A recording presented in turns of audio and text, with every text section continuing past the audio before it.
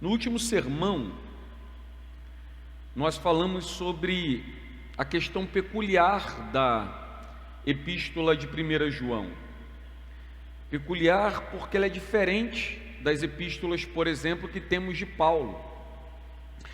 É uma epístola escrita sem saudação, sem despedida, sem apresentação, sem endereçamento.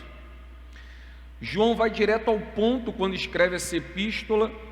Ele apresenta Jesus como Verbo encarnado, responde a questões de falsos ensinos que estão sendo introduzidos na igreja, seja os donatistas, os gnósticos, que tentavam distorcer a mensagem acerca de Jesus.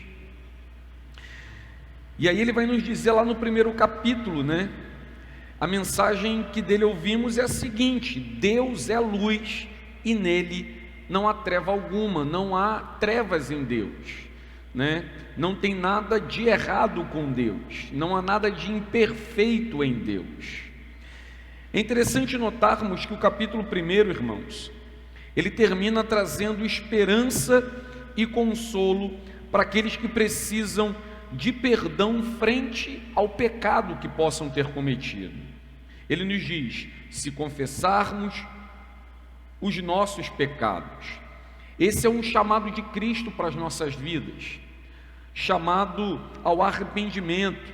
E Ele mesmo nos diz que se nós confessarmos os nossos pecados, Ele, Jesus, é fiel e justo para nos perdoar os pecados e nos purificar de toda injustiça. Você pode reparar que no capítulo 2, o texto que nós lemos, começa fazendo coro a essas palavras. Então ele diz: filhinhos, não pequeis. No capítulo 1 ele termina dizendo que se nós confessarmos o nosso pecado, Ele é fiel e justo para nos perdoar o pecado. Se nós dissermos que não temos pecado, nós estamos mentindo. Então no início do capítulo 2 ele fala assim: filhinhos, eu vos escrevo essas coisas para que não pequeis, ou seja, não pequem. Mas aí, o que ele diz? Se todavia pecar, se você cometer pecado, ele vai nos ensinar que nós não estamos sozinhos, nós não estamos abandonados. Se porventura pecar, nós não seremos, mesmo uma vez que tenhamos sido perdoados por Deus em Jesus, nós seremos descartados. Então ele fala: filhinhos, não pequeis, mas se pecar, vocês não estão sozinhos, vocês não serão descartados, muito pelo contrário. É o que diz o versículo 1 do capítulo 2: temos um advogado junto ao Pai, Jesus Cristo, o justo. É interessante que essa primeira epístola de João, ela carrega um ar paternal, de consolo, mas também de confronto. O Senhor nos acolhe, nos consola, mas também nos confronta com aquilo que João traz nessa epístola. Então, temos no capítulo 1, se confessarmos, Ele é fiel e justo para nos perdoar o pecado. No início do capítulo 2, não pequem. Se pecar, temos um advogado junto ao Pai, Jesus Cristo, o justo. E quem é esse? É aquele que é fiel e justo para perdoar pecados e nos purificar de toda injustiça. Agora, olha que coisa maravilhosa, irmãos. Aquele que tem o poder de perdoar pecados e de nos purificar de toda injustiça, também é o nosso poderoso defensor junto ao Pai.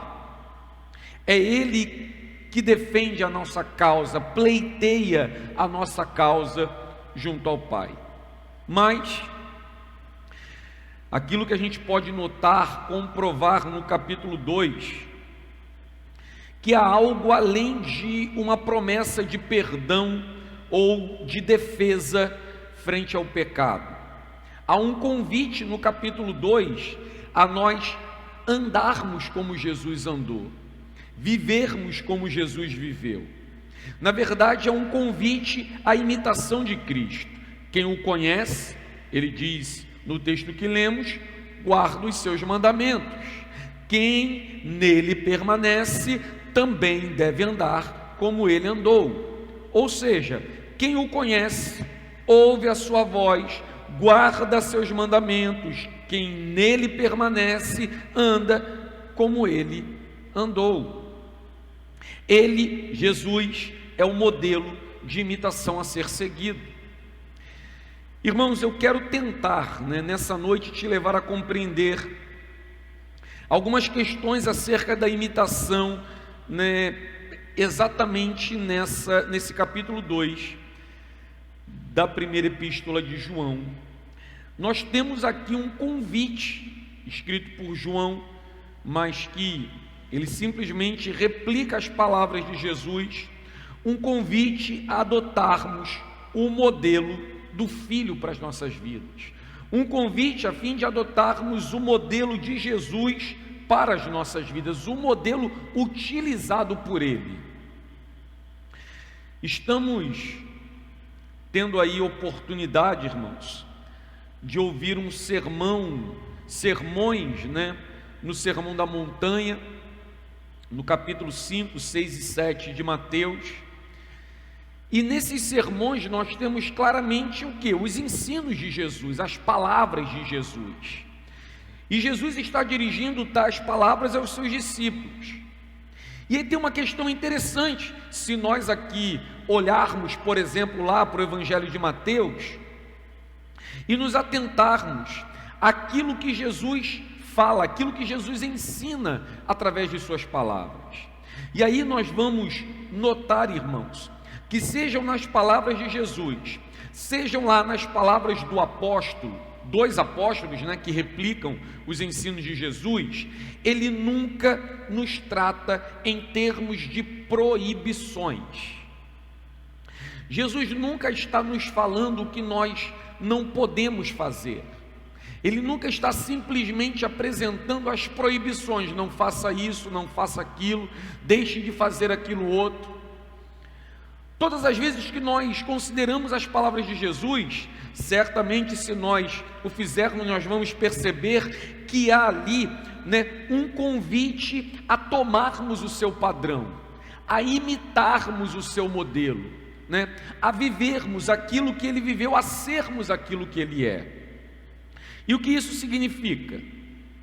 As palavras de Jesus são um chamado, um convite para que os seus discípulos possam imitá-lo. E as palavras de Jesus, diferente de muito do que nós ouvimos no mundo, quando ele nos convida a imitá-lo, isso não pode ser visto ou entendido como um tipo de narcisismo da parte dele. Jesus não é alguém, que viu a sua própria imagem, que se apaixonou pela sua imagem e que quer que as pessoas no mundo se apaixonem pela imagem dele. Não é. É muito pelo contrário. O convite de Jesus para que nós imitemos a Ele, andemos nos passos dele, vivamos a vida que Ele comprou para que nós pudéssemos viver, não é por capricho, por orgulho, não é por um coração vazio como os dos homens no mundo. Há algo de especial nesse convite à imitação. Quando eu falo sobre narcisismo por parte de Jesus, que não é narcisismo da parte de Jesus, o que eu quero dizer com isso, irmão? Jesus nunca nunca apresentou algum tipo de preocupação a fim dele se tornar um modelo de homem bem-sucedido para os seus seguidores.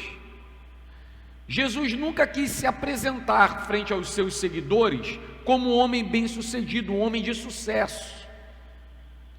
Ele disse: olha, o Filho do Homem não tem onde reclinar a cabeça. Todas as vezes que nós vemos Jesus apresentando-se ou mesmo falando de si, ele apresenta a sua real condição como o Deus que se fez homem a fim de andar no nosso meio e morrer pelos nossos pecados. Jesus não estava atrás de tornar-se um modelo de sucesso a fim de que os homens pudessem considerá-lo. Jesus não está no padrão, nunca esteve, dos coaches modernos que, ao invés de apontarem para Cristo, buscam os holofotes para eles a fim de que eles se tornem o padrão de sucesso para as nossas vidas. Irmãos, a gente vê isso o tempo inteiro no YouTube. Você liga o YouTube e você quer ver um vídeo, e daqui a pouco tem alguém que parece, porque todo mundo que aparece no YouTube parece que fez um voto de pobreza e quer te enriquecer, Então todo mundo está te oferecendo o tempo inteiro, um caminho de sucesso. Você vai ver um vídeo de futebol e está lá no início do vídeo o cara com uma penca de dinheiro na mão falando: olha, acabei de conquistar isso daqui, fazendo aqui, colocando os robozinhos para trabalhar, e você também pode conquistar a mesma coisa. O cara está com um carrão, uma casona, em um lugar paradisíaco, oferecendo ele mesmo, vendendo ele mesmo como um modelo de sucesso para que a gente possa comprar. Ele na verdade não quer nos enriquecer, ele quer exatamente através do nosso clique enriquecer-se, promover-se. Isso é narcisismo. Jesus nunca ofereceu um modelo parecido ou semelhante a esse, nunca. Nós, seres humanos, irmãos, somos imitadores por natureza.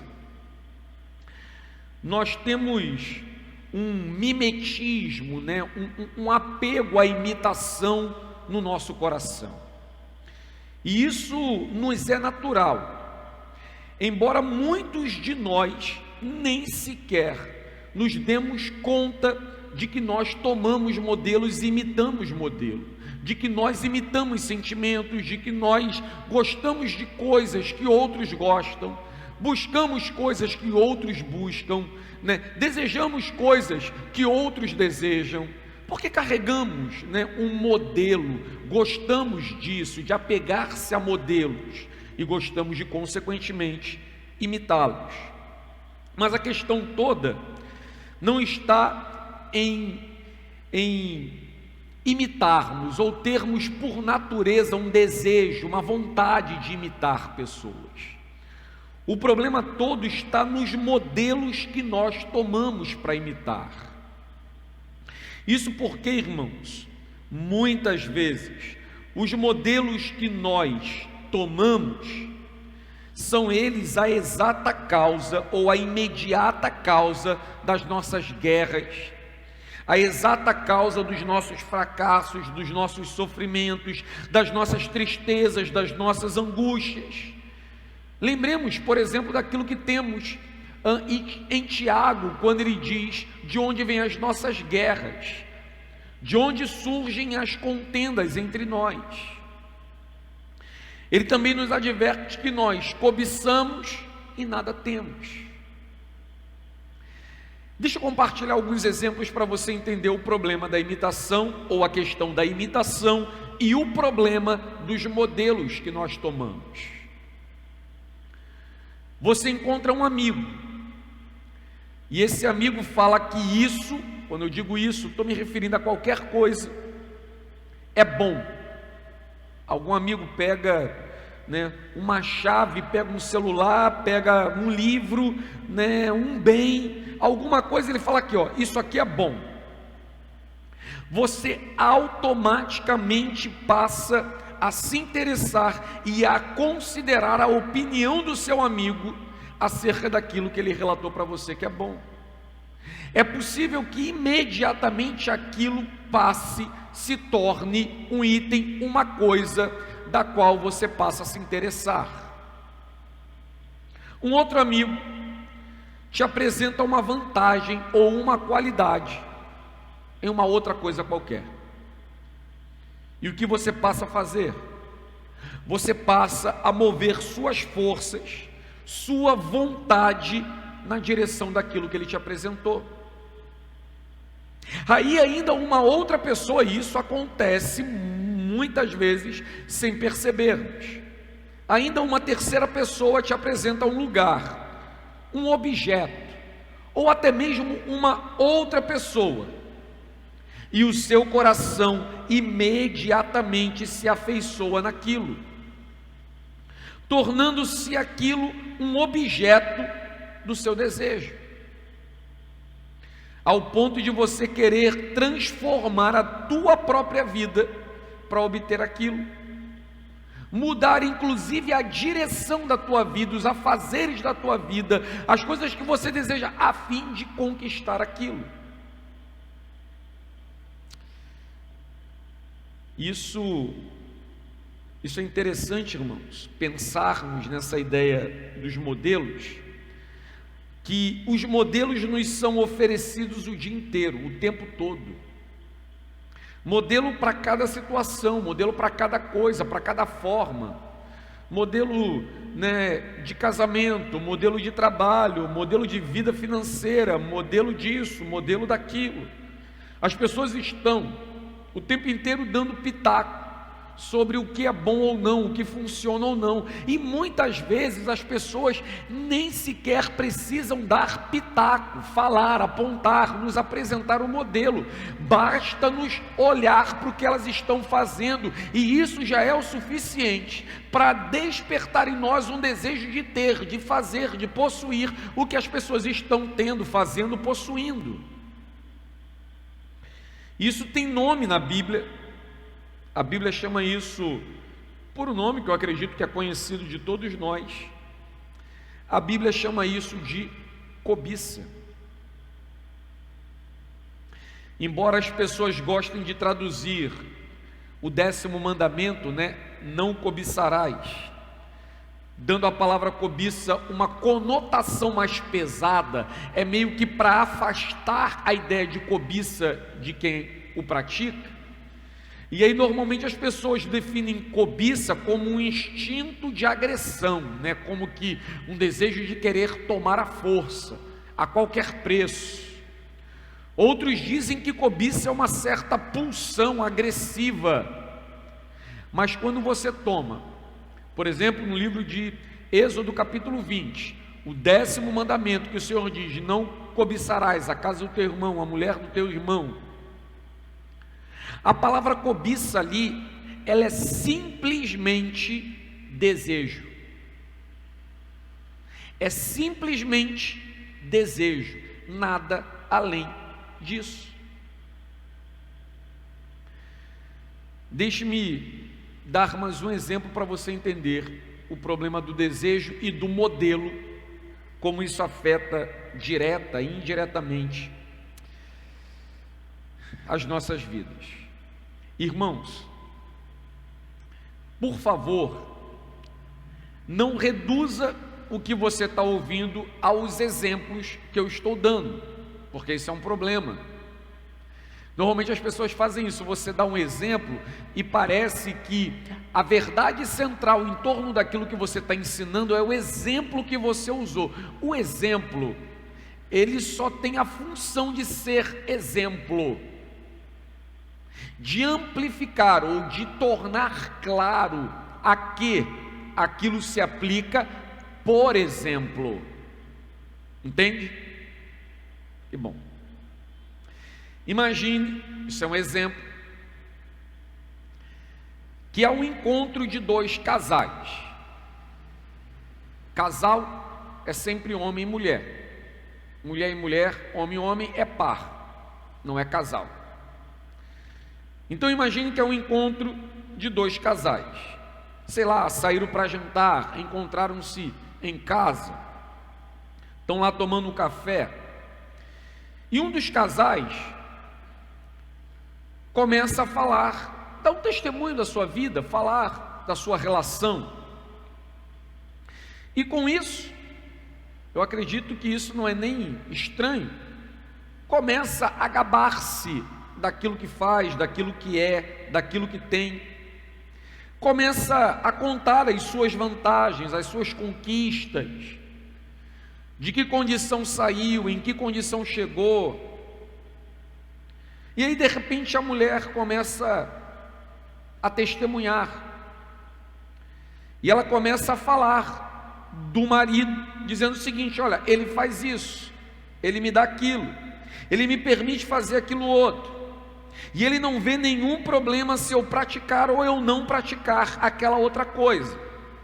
E aí o homem também, motivado por isso, ele fala: olha, e a mulher, ela faz isso para mim, ela pratica aquilo para mim, nunca faz assado, ela age de tal maneira, sempre reage assim. Eu te pergunto, irmão, o que aconteceria com o outro casal que está ouvindo tudo isso? Que ouviu a suposta história de sucesso, que ouviu o gabar-se sobre o relacionamento, das permissões, das vontades, dos afazeres. Imaginem que o outro casal que está ouvindo tudo isso é você e sua esposa. A pergunta é: o que haveria de acontecer? Deixa eu explicar isso aqui de uma maneira que você vai entender. O nosso cérebro, irmão, ele tem uma capacidade de processamento que é algo inigualável. Ele faz cálculos com precisão mais rápida do que um piscar de olhos. Você talvez não considere a precisão do teu cérebro, mas o simples fato de você descer um degrau, de você atravessar uma rua com um carro, com uma moto vindo, o teu cérebro consegue fazer precisamente cálculos, né, do quanto de impulso de velocidade, por exemplo, você precisa para atravessar a rua e não ser atingido pelo carro que está vindo. Isso pode parecer uma coisa normal, mas não sei se você já ouviu isso. Mas uma vez construíram um computador para que ele pudesse, né, processar na velocidade que o cérebro humano ele processa. E tiveram que construir uma cidade inteira de máquinas funcionando. E essa máquina, né, ela usou uma energia monumental para processar um piscar de olhos. Aquilo que nós temos entre as orelhas é muito poderoso e Deus ele trabalhou com precisão no nosso cérebro. E nesse caso, irmãos, ouvindo tudo que nós ouvimos do casal que conta as suas experiências e conquistas, o que o nosso cérebro começa a fazer? Ele começa a produzir fórmula. Ele começa a fazer cálculos muito rápidos. Ele começa a apresentar variáveis complexas e fazer comparações simultâneas. E ele faz isso comparando tudo que você viveu, vive e viverá, sobre tudo que você viu, vê e verá, sobre tudo que você ouviu, ouve e ouvirá. Ele vai começar a comparar tudo que você está ouvindo com tudo aquilo que você, por exemplo, já viveu com o seu marido ou com a sua esposa. Aquele casal confrontado com as palavras, certamente sairá daquele terrível encontro e ele vai buscar aplicar no momento oportuno tais fórmulas ao seu próprio relacionamento. Automaticamente o que acontece disso é que o homem ou a mulher, ela começa a comparar o que ela ouviu, viu com o seu próprio cônjuge. E ele vai chegar a um resultado que, olha, somente em 99,9% dos casos é um resultado negativo. Meu marido não é assim, minha esposa não é assim, meus pais não são assim, meus filhos não são assim, né? E aí eu te pergunto assim, irmão, qual é o problema disso tudo? Aí alguém fala assim, mas tem algum problema? Claro que tem. O problema é o modelo. Lembra daquilo que eu falei anteriormente? Não é sobre a imitação, porque nós somos imitadores por natureza, mas sobre o que imitamos, mas sobre os modelos que nós tomamos para a nossa vida. Nesse caso específico, irmão, só para não deixar a questão passar em aberto, sem solução, o modelo para o relacionamento bem-sucedido não é o casal de amigo que cruzou a nossa vida. Não são as técnicas de terapia do amor que buscaram aplicar, por exemplo, a sua própria vida, mas o modelo que nós, como cristãos, devemos tomar é Cristo e a sua palavra revelada a nós.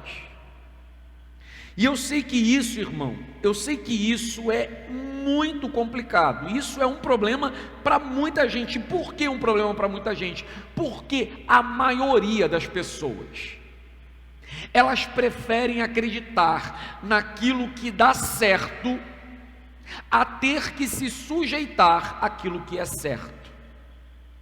Elas preferem apegar-se a um modelo que supostamente dá certo, a ter que se sujeitar àquilo que é certo. Então é mais ou menos o seguinte: se está dando certo com A, por que não vai dar certo com B? Se está dando certo com B, por que não vai dar certo com C? E assim vai. Pois bem, fiz aqui uma longa introdução para falar sobre modelo, mas para entrarmos na questão de andar com Cristo, ou como Cristo, de sermos imitadores de Jesus. Em João, no capítulo 2, na primeira de João, ele fala: filhinhos, eu estou dizendo essas coisas, escrevendo para que vocês não pequem, mas se pecar, temos um advogado junto ao Pai, que é Jesus Cristo, o justo. Ele, Jesus Cristo, é a propiciação pelos nossos pecados. Ele foi o sacrifício perfeito pelos nossos pecados, e não somente pelos nossos, mas ainda pelos do mundo inteiro. O mundo inteiro, uma referência a povos, línguas, tribos, nações. Ora, sabemos que o temos conhecido por isto, se guardarmos os seus mandamentos. Aquele que diz que permanece nele, tem que guardar os seus mandamentos. Aquele que diz que permanece nele, tem que andar como ele andou.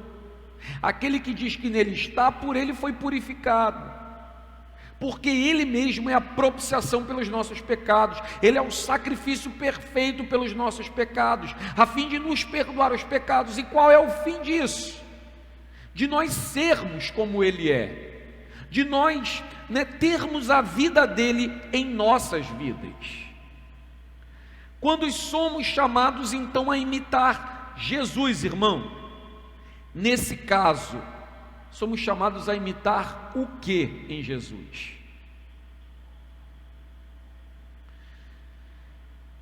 Veja só isso. Quando somos chamados a andar com Jesus, ou andar como ele andou, quando somos chamados a guardar os seus mandamentos, e guardar os seus mandamentos é exatamente ser o que ele é, considerar o que ele considera, amar o que ele ama. É nessa direção que os mandamentos apontam. Dessa forma, quando somos chamados a imitar ao nosso Senhor, irmãos, nós não somos chamados simplesmente a imitar o modo dele ser ou os hábitos que ele tem. Muito embora ele é santo e os seus hábitos sejam, e a Escritura nos ensina isso, os melhores. Talvez você tenha percebido isso no Evangelho. Jesus, ele não propõe um modelo do qual ele apresente os seus hábitos e o que ele faz, né? O que ele pratica, como aquilo que deve ser simplesmente praticado por praticado, é prática por prática. Ele não quer que você simplesmente faça o que ele fazia. Ele não quer que você simplesmente venha agir como ele agia. Jesus também não propõe um modo ascético de viver no mundo, afastando-se de tudo completamente. Eu dou até um exemplo disso. A obra de Tomás de Kempis, A Imitação de Cristo, é uma obra fabulosa, mas o modelo ascético apresentado por Tomás de Kempis ainda não é o modelo de Cristo. Por melhor que seja a obra de Tomás de Kempis, o modelo proposto por Cristo não carrega algum tipo de ascetismo, né, de separação de tudo.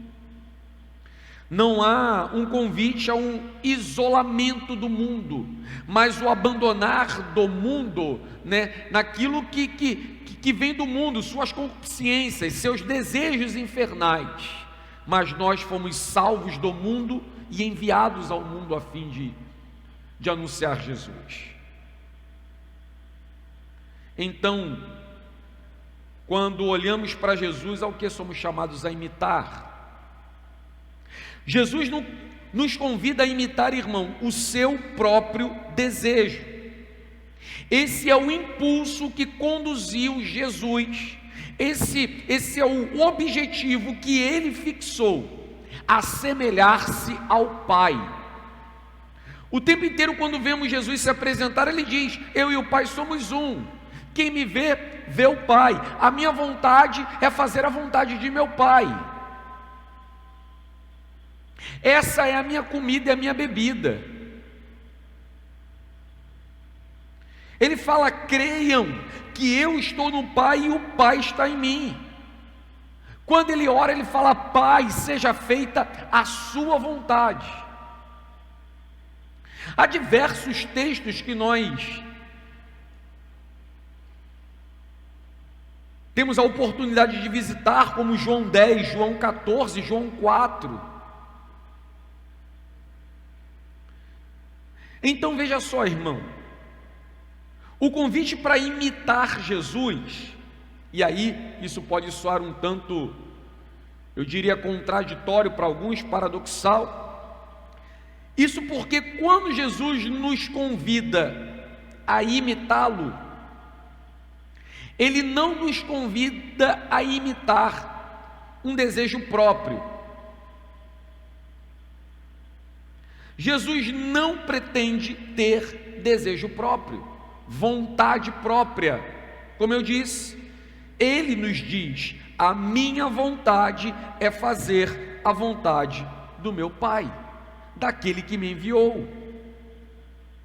Ou seja, irmãos, Jesus não buscou o seu próprio desejo, a sua própria vontade. Ele não intentou realizar a sua vontade. Ele não buscou fazer isso em nenhum minuto vivendo nessa terra. Tu já imaginou isso, irmão? Não, é impossível a gente imaginar isso. Tem coisa que, por melhor que seja o nosso cérebro, a gente não consegue imaginar. Como é que é viver nesse mundo sem buscar um só minuto da vida fazer a própria vontade? Porque na verdade a nossa luta é tentar dedicar um único minuto do nosso dia a não fazer a nossa vontade. A nossa luta cotidiana é tentar dedicar 1, 2, 3, 4, 5, 10 minutos do nosso dia a não realizar o nosso próprio querer, para depois disso termos a satisfação de falar: Senhor, eu consegui fazer a tua vontade. Não eu, a graça de Deus em mim. O único objetivo do Salvador, irmãos, é tornar-se a perfeita imagem do Pai. E por isso mesmo a Escritura nos diz: Ele é a imagem do Deus invisível, o esplendor de toda a criação. E é interessante notar que Jesus empregou toda a força, ou na verdade, toda a sua vida, com o objetivo de imitar o Pai, ou de fazer a vontade do Pai, a ponto de dizer: quem me vê, vê o Pai. Somos convidados a imitá-lo, a andar como ele andou. E nesse caso, irmãos, ele nos convida a imitar o que ele mesmo imitou. Cristo nos convida a imitar a imitação.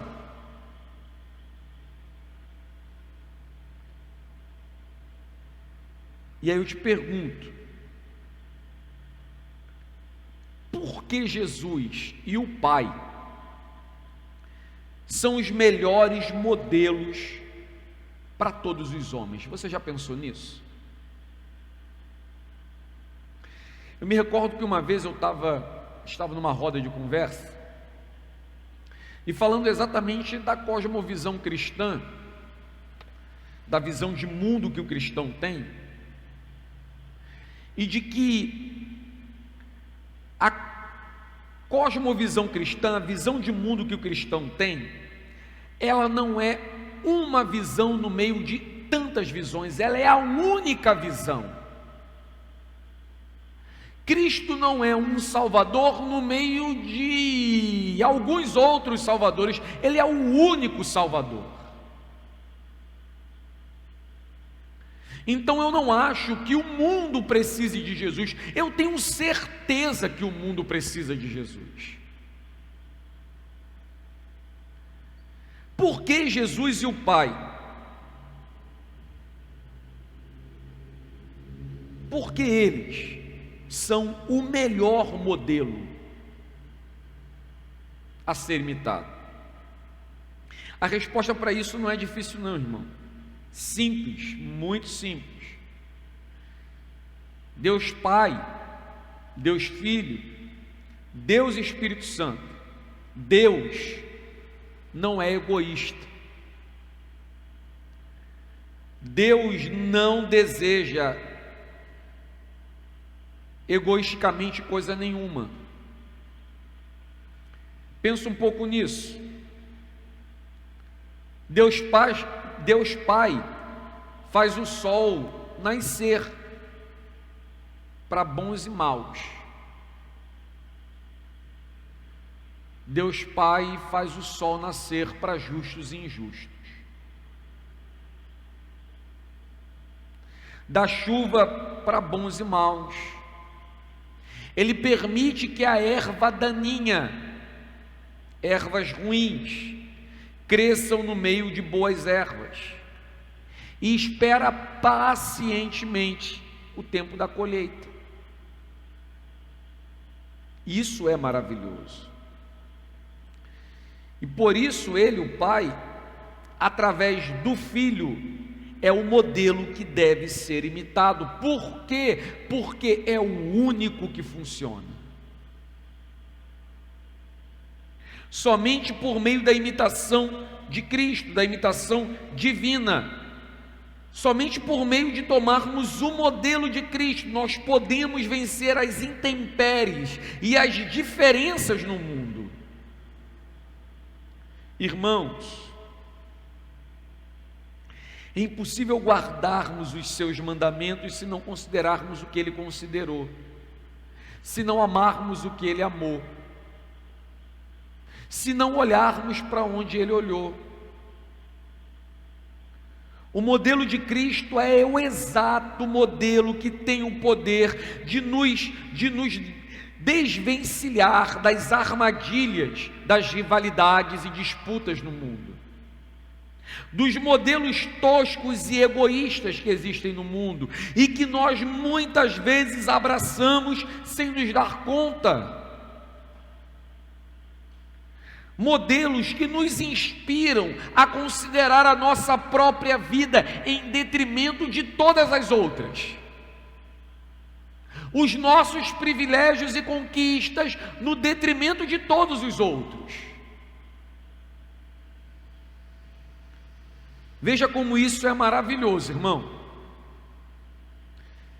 Olhando para Jesus, que é o justo e fiel, perdoador e purificador, que é o advogado junto ao Pai, o sacrifício perfeito em favor de homens, eu e você. Homens, mulheres, jovens, crianças, que tomam modelos toscos, maus, e vivem por imitar tais modelos, aplicando a esses modelos força e vontade. Ele é aquele que perdoa, aquele que purifica, aquele que advoga. O sacrifício perfeito por pessoas que durante a sua caminhada tomam modelos que são completamente discrepantes ao modelo que ele oferece. Aprendei de mim, ele nos diz, tomai o meu jugo. E nós aplicamos força e vontade a fim de tomarmos modelos e imitarmos aquilo que é completamente contraditório. Ele faz tudo isso, irmãos, por pessoas como eu, como você, que toma conselho onde não deveria tomar, que olha na direção que não deveria olhar, que deseja coisas que não deveria desejar, que abre o coração para aquilo que não deveria abrir.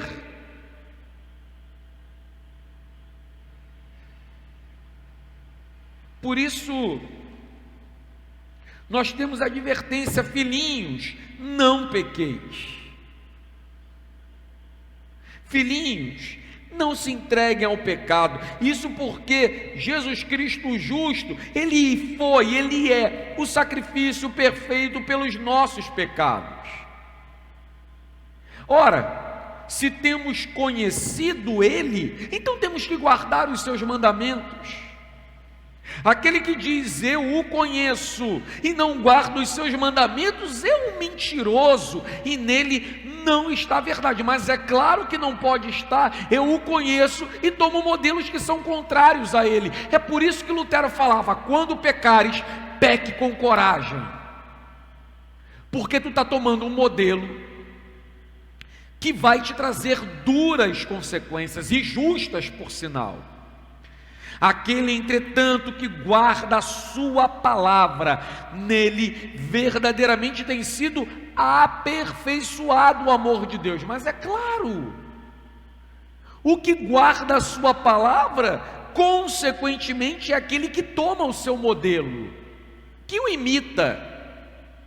E nisto sabemos que estamos nele. E como sabemos que estamos nele? Aquele que diz que permanece, este deve andar assim como ele andou. Quem nele está também deve imitá-lo. Simples assim.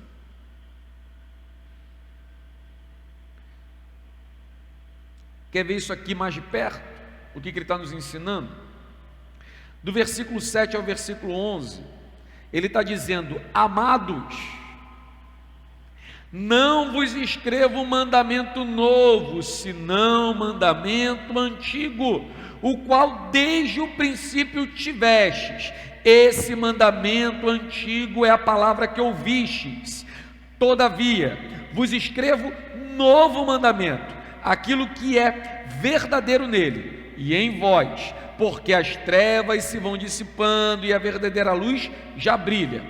Aquele que diz estar na luz e odeia o seu irmão, até agora está nas trevas. Aquele que ama o seu irmão permanece na luz, e nele não há nenhum tropeço. Aquele, porém, que odeia o seu irmão, está nas trevas, e anda nas trevas, e não sabe para onde vai, porque as trevas lhe cegam os olhos. É óbvio. 1 João está dizendo: olha, eu não tenho um mandamento novo para trazer, não. Ô irmãos, eu não sei assim, se eu tivesse que interpretar a fala de João, eu sinceramente não sei como faria. Não sei se faria com uma costumeira ironia de falar: "Oh, amados, eu não tenho nada novo para te falar, senão que você precisa tomar vergonha na cara e fazer aquilo que você já sabe, porque não tem mandamento novo coisa nenhuma, não tem nada novo. Ah, eu quero novo", não tem novo. A questão é, você tem que amar o seu irmão. A questão diz respeito, por exemplo, ao amor. E se você não faz aquilo que a Escritura diz, você está em trevas. Entendeu? Não, pois então você vai continuar andando em trevas. Isso é o exato sinal que você está em trevas. Não estou compreendendo, é exatamente o que as trevas fazem. É exatamente o fato de estar em trevas que você não sabe para onde vai, da onde vem, é que você não tem prazer na lei do Senhor, é que você não ama a vontade do Senhor, é que você não busca as coisas do Senhor. Ah, eu não sei porque eu estou assim, por causa das trevas. Ah, eu não sei porque eu não sinto amor pelo Senhor, por causa das trevas. Mas é claro. João está dizendo que não tem um modelo novo a ser apresentado. Irmãos, eu não sei, mas a gente vive esse tempo, né, da modernidade, que as coisas estão avançando muito rápido, modernizando-se muito rápido, e aí parece que a gente quer o tempo inteiro coisa nova. A gente quer tudo diferente, a gente quer tudo moderno, né? E aí é uma conversa, né, que o presbitério estava tendo sobre isso, por exemplo, no que diz respeito ao formato de igreja e culto. O que se apresenta e o que é oferecido não agrada muita gente, que pena, né? Poderia ser assim, poderia ser de várias formas, mas o que a Escritura diz? Como deve ser? Deve ser conforme a Escritura. Esse é o culto bíblico. Mas eu não gosto assim. Dane-se, irmão, problema seu. Eu não acho legal, e o que importa? Morra com isso, morra com o que você não gosta ou gosta, mas não é a minha vontade ou a sua vontade. O modelo não é o nosso, o modelo é o modelo da Sagrada Escritura. O modelo de casamento que funciona não é o meu, é o da Sagrada Escritura. O modelo de crente bíblico, de pastor bíblico, de igreja bíblica, não é aquela que deu certo ali ou lá, é o que está centrado na Sagrada Escritura.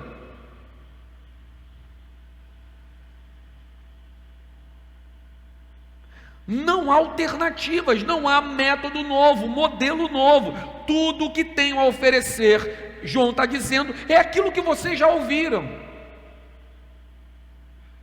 O modelo que funciona, o único por sinal, é Cristo e sua palavra, e é isso que vocês devem apegar-se e moldar-se.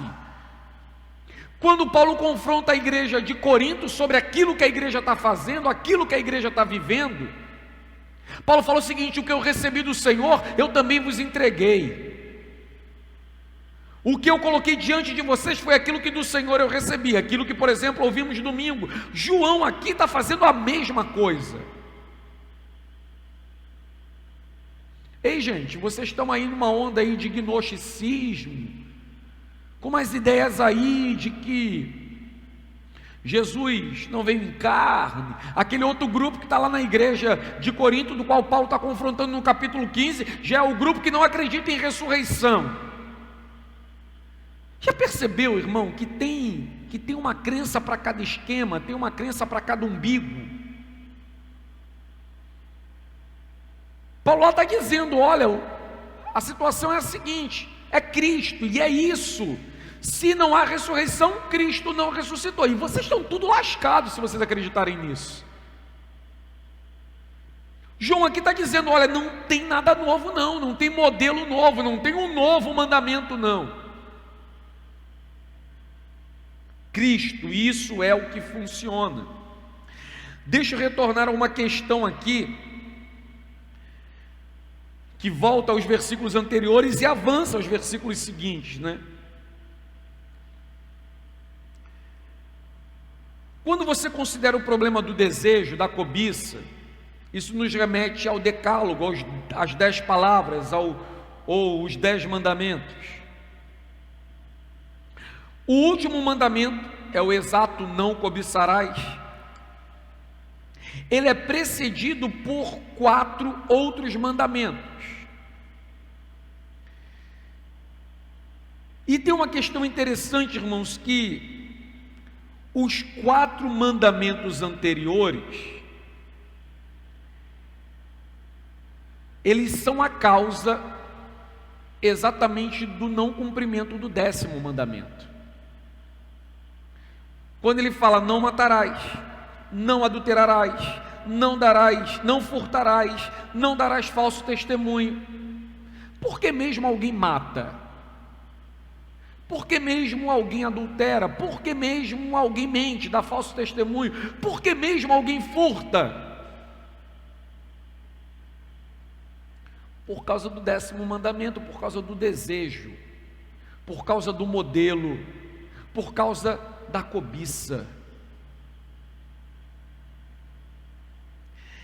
Repare que, se formos lá, Êxodo 20, o último mandamento, ele é meio que consagrado como o resumo de tudo aquilo que veio anteriormente. E é meio que um esquema invertido, né? Porque normalmente as pessoas apresentam, por exemplo, se fosse uma exposição filosófica, você apresenta a ação e as suas consequências e a causa. Deus mostra exatamente o contrário.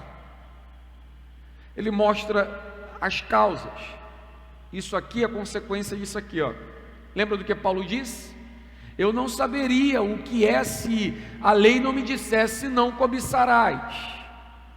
Meu coração continuaria amando, né, desejando, modelando-se pelas coisas do mundo.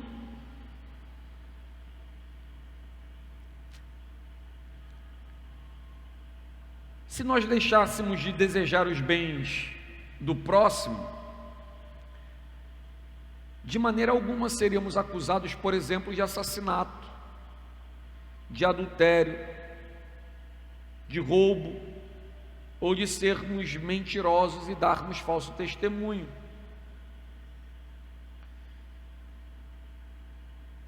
Se nós não cobiçássemos, nós não chegaríamos nessas situações. Se nós não tomássemos modelos, muitas vezes vencidos, estragados, loucos, né? Que coisas transtornadas oferecidas pelo mundo, nós não entristeceríamos o nosso bom Senhor. Daí a gente volta e a gente olha para João, que nos chama a amar o próximo, e diz que se nós não fazemos isso, nós não estamos nele. Aquele que diz que está na luz e odeia o seu irmão, ele está em trevas. Aquele, porém, que odeia o seu irmão, aquele, porém, que odeia o seu irmão, está nas trevas e anda nas trevas e não sabe para onde vai, porque as trevas lhe cegam os olhos. Devemos amar o nosso irmão. E aí nós vamos além. Que somente, irmãos, somente ocupando-se do modelo de Jesus, podemos livrar os nossos corações dos desejos desajustados, das vontades, né, oferecidas pelo mundo, desejos desajustados e vontades contrárias à vontade de Deus, que nós voluntariamente acolhemos, muitas vezes sem reconhecermos o perigo que estamos nos metendo. E eu não digo aqui, irmãos, sem saber, eu digo sem reconhecer. Eu não vos escrevo um mandamento novo, senão antigo, qual desde o princípio tivestes, a palavra que ouvistes. O modelo já foi apresentado, o modelo já foi oferecido, e nada aqui precisa ser alterado, adulterado. Tem uma coisa interessante, irmãos, para a gente concluir, e eu vou ler o texto aqui só, a partir do versículo 15, para você entender o que vamos tratar no próximo sermão. Mas uma questão acerca de Jesus e o seu modelo e a sua imitação, e andarmos como ele andou. Jesus buscou incansavelmente a vontade do Pai. Ele só falava as palavras do Pai. Ele só queria aquilo que fosse do agrado e da vontade do Pai. Pai, afasta de mim esse cálice, mas seja feita a sua vontade.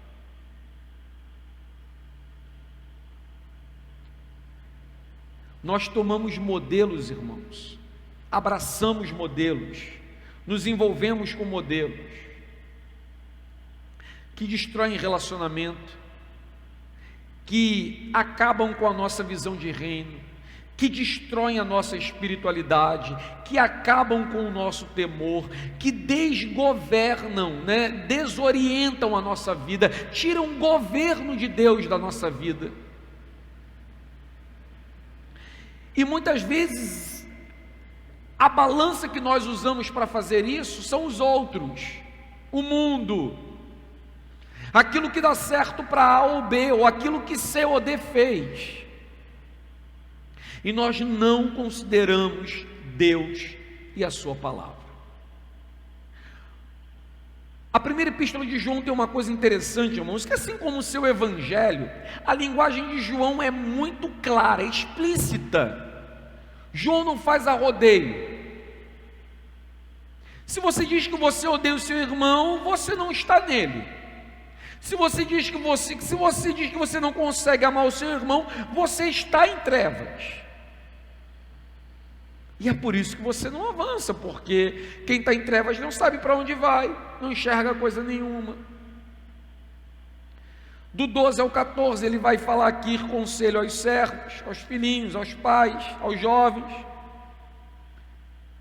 Mas é o que nós vamos nos atentar a partir do versículo 15, quando ele diz: não ameis o mundo, nem as coisas que há no mundo, porque se alguém amar o mundo, o amor do Pai não está nele, porque tudo o que há no mundo, a concupiscência, diz aqui nessa tradução, mas certamente deve ter alguém aqui que tem a tradução desejo, é desejo da carne, é desejo dos olhos e soberba da vida, não procede do Pai, mas do mundo. Ora, o mundo passa, bem como a sua concupiscência, seus desejos, seus anseios, suas vontades. Aquele, porém, que faz a vontade de Deus, permanece eternamente. Irmão, escolha quem você vai imitar. Ou você imita Cristo, sendo você um filho de Deus, ou você imita as trevas, sendo você um filho do diabo. A convocação final é: não amem, não desejem, porque se alguém faz isso, o amor do Pai não está nele. Cristo é o padrão. Devemos andar como ele andou, amar o que ele amou, buscar o que ele buscou. E sempre foi a vontade do Pai. Vamos orar? Fica de pé comigo. Irmãos, aos casais, amanhã nós estaremos reunidos aqui 7h30, a fim de buscarmos crescer em comunhão, em unidade e, claro, na santa palavra. Domingo pela manhã temos reunião e à noite culto. Você que ainda não fez o cadastro lá no app da igreja, faça, seu cadastro de membro. Seria bom a gente ter o máximo de cadastro até domingo. Crianças também podem ser cadastradas, tem a opção lá de você cadastrar criança. Se tem dificuldade, por favor, nos procure para que possamos ajudá-lo. Oremos. Deus, por sua graça e vontade chegamos até aqui. Por isso agradecemos por tua maravilhosa provisão e pelo alimento que bondosamente o Senhor nos ofereceu nessa noite. Leva-nos aos nossos lares em segurança, que reflitamos e cresçamos, ó Deus, em direção à tua vontade. Nos faz amar o que o Senhor ama, desejar, Deus, o que o Senhor deseja. Nos faz por meio do seu Filho, Senhor, teus imitadores. Isso suplicamos, porque sabemos que não é possível sem a obra do teu Espírito, sem a tua graça atuante em nossas vidas. Tudo isso nós oramos em nome de Jesus, o teu único Filho. Erga sua mão ao céu.